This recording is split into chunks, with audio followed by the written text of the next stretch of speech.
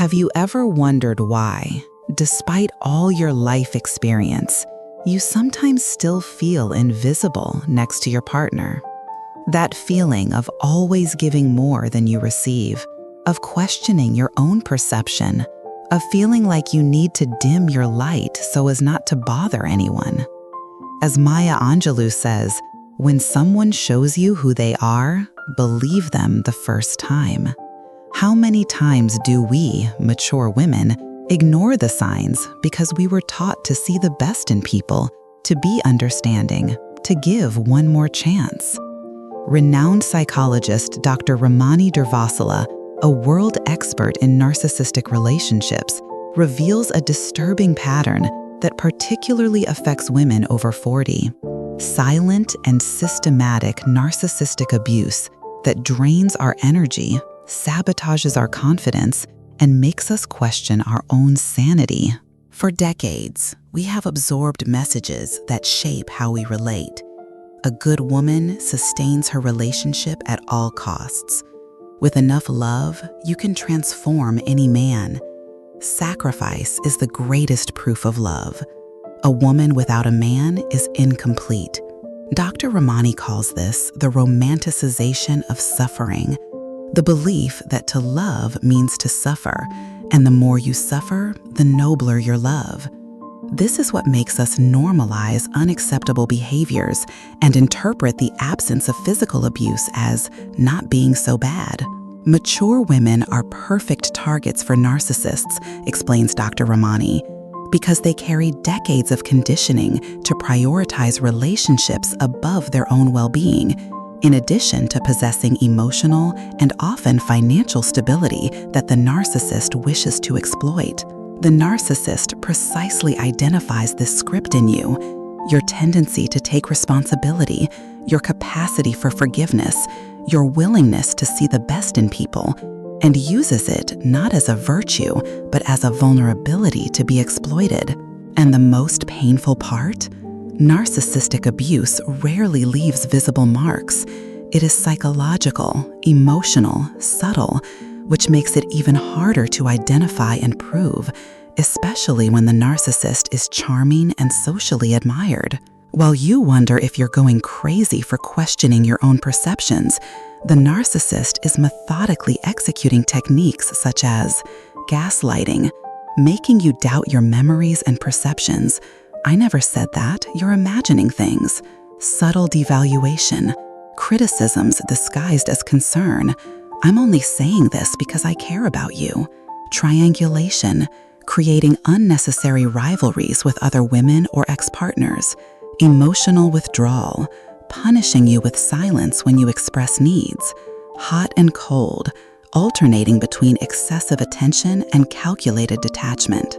The painful truth that Dr. Ramani reveals is that this fairy tale we were told, that our love and patience would transform any relationship into something healthy, not only failed us, but served as a perfect manual to make us ideal prey.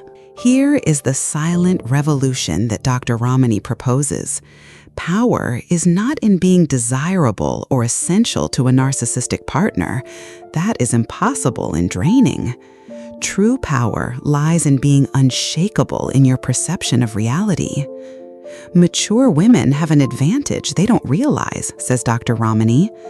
Decades of life experience have created an internal compass that, when reactivated, is practically gaslighting proof.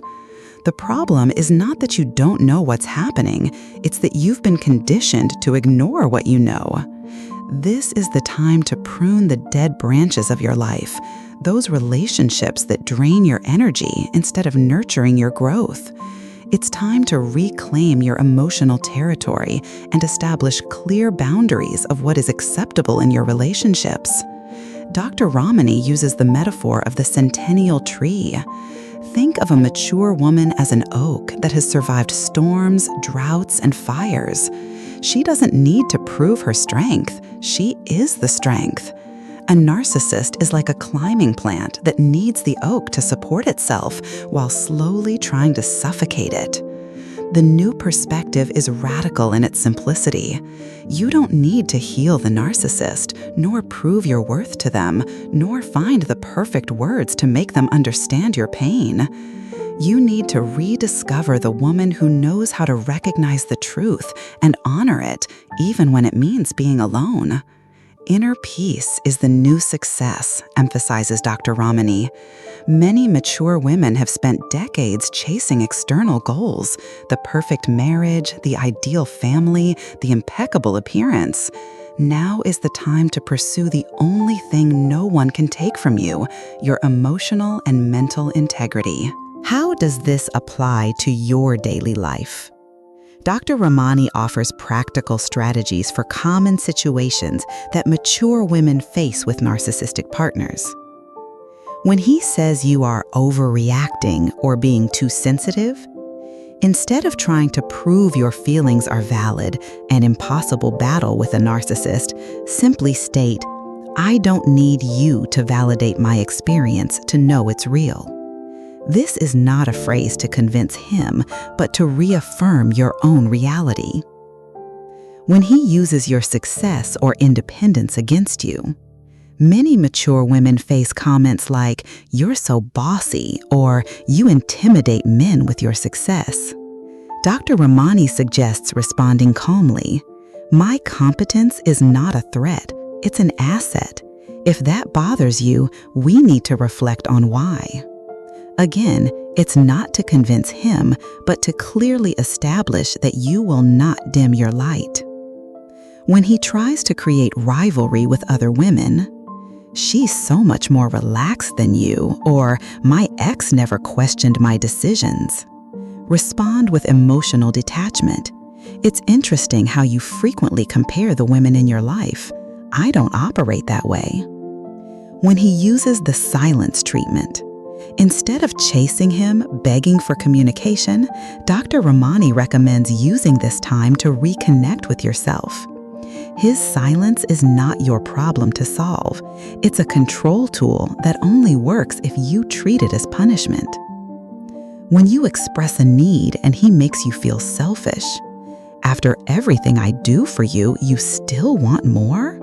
Respond with, "Expressing needs is part of a healthy relationship. It's not about wanting more, it's about wanting balance." The most powerful application, however, is documentation. Dr. Ramani emphasizes the importance of keeping a record of incidents, conversations, and patterns. Not to convince him, but to strengthen your own memory against gaslighting. Many women come to me saying, "I thought I was going crazy until I reread my diaries and saw the pattern clearly." The cost of staying. Dr. Ramani is clear about what happens when we remain in narcissistic relationships. I have seen brilliant, vibrant, and full of life women turn into shadows of themselves. Prolonged exposure to narcissistic abuse creates what I call scared rabbit syndrome, living in a constant state of hypervigilance, always trying to anticipate the next attack, the next mood, the next disappointment. Over time, this hypervigilance transforms into physical problems, sleep disorders, digestive issues, compromised immune system, even autoimmune diseases. The body keeps the score, reminds Dr. Ramani. Emotionally, the cost is a miniature life. You start making choices based on fear, not expansion. You avoid certain friendships because he doesn't approve. You lower your voice in discussions. You stop sharing achievements so as not to overshadow your partner. You constantly filter your words, your clothes, your opinions. Spiritually, the greatest cost is disconnection from oneself. That inner voice that was once clear becomes a muffled whisper, often ignored. The power of reclamation. On the other hand, Dr. Ramani describes what happens when mature women break free from the narcissistic dynamic. It's like watching someone remove layers of heavy clothing. First, there's the discomfort, the exposure, the vulnerability. Then comes the relief, the lightness, the ability to breathe deeply for the first time in years. The woman who has reclaimed her emotional autonomy develops what Dr. Ramani calls super immunity to narcissism, the ability to quickly identify and set boundaries with toxic people. This woman may even be alone for a period, but she never feels lonely because she has rediscovered her own company. She develops a calmness that intimidates mediocrity, observes Dr. Ramani. Narcissists sense this instinctively and tend to retreat from her presence. Perhaps most powerfully, the woman who has broken free discovers that her flaws, being too intense, too emotional, too ambitious, too questioning, were not flaws after all. They were her superpowers, systematically suppressed by someone who benefited from her diminishment. Dr. Ramani concludes with a revolutionary truth. Recovery from narcissistic abuse does not happen in isolation. The narcissist works in the dark and in silence, isolating you so you doubt yourself.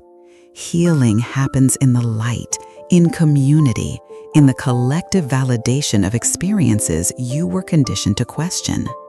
This is why sharing your experiences is not vanity or revenge. It is an act of collective healing. When you name narcissistic behavior, you create language and awareness that can help another woman identify what she is experiencing. I have seen women in their 60s, 70s, even 80s who finally understand what they lived for decades. The relief is palpable. It wasn't my imagination. It wasn't my fault. There was a name for it, reports Dr. Ramani. Together, we form a network of wisdom and support that makes the ground less fertile for narcissistic abuse. Each time a woman sets a healthy boundary, she not only protects herself, but shows others that it is possible. Dr. Ramani invites us to see our experience as part of a collective awakening. If you are going through this, you are not alone. If you have survived this, your story is medicine for another woman. In a world that still normalizes subtle abuse against women, especially as we age, naming and sharing our experiences is revolutionary. It's not just about our individual healing, it's about creating a world where narcissistic abuse is quickly identified, universally condemned, and collectively eradicated. The first step is awareness, says Dr. Ramani. The second is connection. It is in community that we find not only validation, but strategies, hope, and the courage to demand relationships that not only don't hurt us, but actively contribute to our flourishing. And are you ready to join this silent revolution of women who are reclaiming their power? Share this text if it resonated with you, because every time one of us breaks free, we pave the way for others to follow.